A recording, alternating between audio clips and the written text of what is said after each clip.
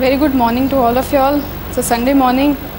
I hope everybody is prepared, and those who have come have definitely come with a strong intention to learn something, because it's a Sunday morning and no one wants to really miss the Sunday.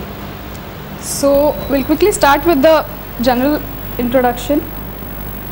We'll start with the father of microbiology, that is Louis Pasteur, who was the father of microbiology and who invented the microorganisms and who experimented with them and who actually demonstrated to the world what are the microorganisms like. And there started the microbial theory. That was the biggest invention in medicine, because after that there was a big discovery of infectious diseases. There were different theories which were proposed as to the causes of illnesses, but this was something that was convincing, and this was something which was very, very promising, because they could have some solution to it. They could have some understanding of what is to be done with those diseases which they could deal with.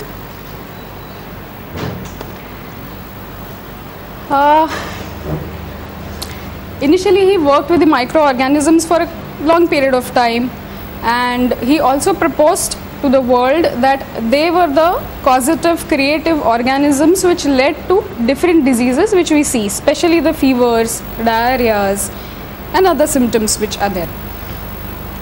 But as he worked and as he reached an older age and as he experimented more and more with his knowledge and with his experiments, he realized that microorganisms are not the cause of the disease. In fact, they are the effects of the disease.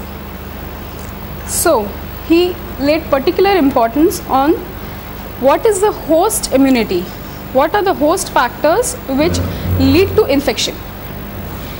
So he particularly laid importance on underlying immune status, genetic predisposition, nutritional status, psychological state and stresses on the person. To join him, there were others like Robert Koch and Linnet. Sorry, the spelling is wrong. They laid down the premises of microbiology after him, and then it was a permanent theory which was taken up in medicine till date, and it is believed very strongly. It is one of the basic principles of medicine now, which is now believed very strongly, and accordingly the diseases are treated. It's got established as a final word in medicine. At around World War II, there was a discovery of antibiotics, something that could kill those microorganisms. And then all the doctors thought that infectious diseases were conquered, controlled or at least destroyed, so that they felt that application of these antibiotics en masse would definitely result in complete annihilation of the microbes and hence diseases which are caused due to those microbes. See eventually what happened, that the 19th century actually saw the reawakening of the infections and microorganisms.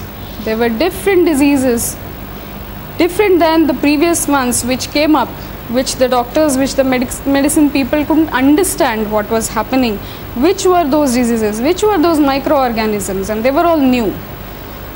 Came our HIV, tuberculosis, which was not responding to the normal line of and AKT line of treatment, and various others which actually came up. Lot of viruses, new strains of viruses came up, and they couldn't understand from where this has come. If they believed for so long that these microorganisms could be killed by the antibiotics which they had made available so very greatly, they couldn't understand why this was happening. And the fight between man and microorganisms started. It is still on. There were various explanations of these infectious diseases which kept coming up. Every person proposed his own theory, every person proposed his own explanation and wanted to give his own therapeutic strategies. Dr. Hahnemann, a genius, a chemist and a German physician in the early 17th century, defined something called as homeopathy. He laid down the principles of a new system of therapeutics. It dealt with vital force, individualization, susceptibility similia similibus curantur and miasm.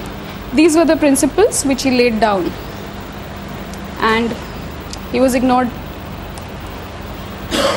So, however, those homeopaths who believed in his principles raised the question, like Dr. H.C. Allen has raised a question, why all persons subjected to the same exposure are not attacked. So these questions started coming up. First from the homeopathic world, but also later from the general medicine practice. The homeopaths actually pointed to the diversities of presentation and also pointed out to the possibilities of having remedies, one single remedy that cured a particular patient, and not standard prescriptions or not standard medicines which are distributed to all for a particular disease. That's what they proposed. The medical fraternity is still struggling to get over these microorganisms, to conquer them.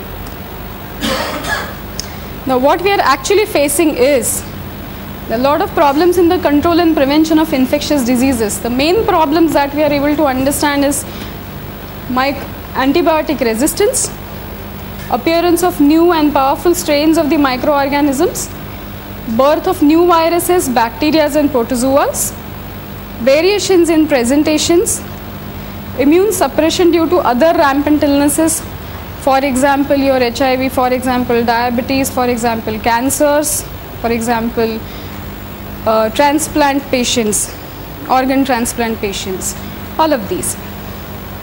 Delay in diagnosis and hence definitive treatment. Let me remind you, the homeopaths never believed treating a patient is equal to treating the name of the illness. They didn't believe in that. They believed that the individual needs to be treated and not the name of the disease. But now what happens is, there's a delay in diagnosis. If you're not able to diagnose malaria, you won't start an anti-malarial line of treatment. So obviously your patient's life is in danger before you start a definitive treatment. And everybody must be practicing in some way or the other. All of you know what are the different problems in actually diagnosing the infections, which we encounter day in and day. Antibiotic abuse, yes, that's another. Even for a simple common cold or a simple flu, we are given azithromycin, right? Everybody is prescribing it in mass and everybody is taking the medicines also. There's an antibiotic abuse. So obviously your microorganisms which are staying in your body are trained to sort of fight against these antibiotics and come up again. So antibiotic resistance, these 2 points actually go hand in hand, and failure to follow the treatment. That's a specific problem as far as India is concerned, so I have represented it here. There are multiple attempts at standardization of treatment, but microbes are teaching us individualization, right? And we are not ready to learn that. Microbes are teaching us that there are diversities, there are unique presentations, and there are misgivings, and there are adaptations which they are able to show you. So what the allopaths are saying, or what the modern medicine says, is that there is a solution for everything now they have, right? For example, if I treat a patient, I'm treating patients, I'm admitting patients under my care. I know when I treat a patient of malaria, there is a question which comes to me, although it is not asked very straightforward, in a very straightforward way, but the question is always there: why are you treating a malaria, right? When there is a particular anti-malarial line of treatment which has been defined, why are you treating a malaria? An old physician told me one day, don't treat tuberculosis, madam, because